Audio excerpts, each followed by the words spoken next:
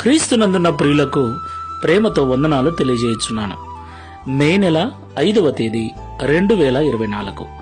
ఈరోజు దేవుడు మనకు చేస్తున్న వాగ్దానం ఏమిటనగా సమూయేలు మొదటి గ్రంథము 2వ అధ్యాయము 30వ వచనం.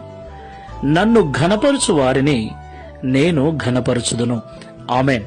నా ప్రియమైన సహోదరి సహోదరులారా, ఈ లోకంలో జీవిస్తున్న వారందరూ కూడా గొప్పగా ఘనముగా బ్రతకాలని కోరుకుంటూ ఉంటారు. సమాజములోను సంఘములోను పనిచేస్తున్న చోట గొప్పగా అందరూ వారినే పొగడాలని కూడా కోరుకుంటూ ఉంటారు. ఇందులో క్రైస్తవులు కూడా లేకపోలేదు. అది తప్పేమీ కాదు. అందుకొరకు మనిషి ఎన్నో ప్రయత్నాలు చేస్తూ ఉంటాడు.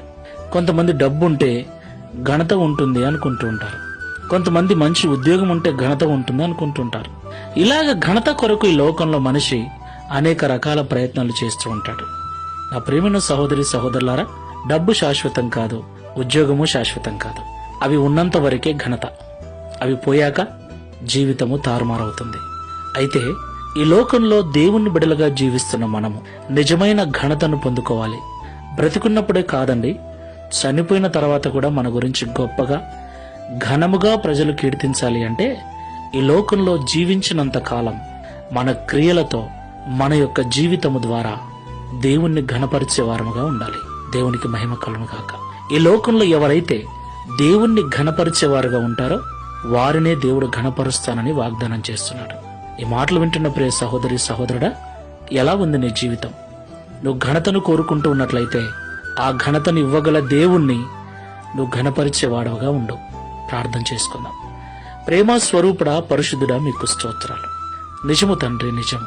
మేమందరము గొప్పగా బ్రతకాలని ఘనత సాధించాలని కోరుకుంటున్నాం. ఆయా రకాల లోక భోగములు కలిగి ఉంటే ఘనత వస్తుందని ఆశపడుతున్నాం. అది పొరపాటని, అది కొంతవరకే ఘనతనిస్తుందని మాతో మాట్లాడారు. గుణశీలుడవైన నిన్ను ఘనపరుస్తూ మా క్రియల ద్వారా, మా ప్రవర్తన ద్వారా, మా భక్తి ద్వారా నిన్ను ఘనపరుస్తూ నీ కీర్తిని మేము లోకములో చాటినప్పుడు మమ్మల్ని కూడా ఘనపరిచి మేము బ్రతికున్నప్పుడే కాదు, చనిపోయిన తర్వాత కూడా ప్రజలు మమ్మల్ని గుర్తు పెట్టుకునే గొప్పవారిగా చేస్తారని మాతో మాట్లాడారు. ఈ ప్రార్థనలో ఏకీభిస్తున్న మాకందరికీ అలాంటి మనస్సును అనుగ్రహించమని, బ్రతికి ఉన్నంత వరకు మాటలతో, చూపులతో, తలంపులతో, మా క్రియలతో నిజమైన భక్తి చేస్తూ నిన్ను ఘనపరిచే వారముగా ఉండుటకు సహాయం చేయమని, తద్వారా ఈ దిన వాగ్దానమును మా అందరి జీవితంలో నెరవేర్చి మీ నామమును మహిమపరచుకునమని యేసు నామములో ప్రార్థిస్తున్నాము తండ్రి. Amen. Praise the lord. God bless you.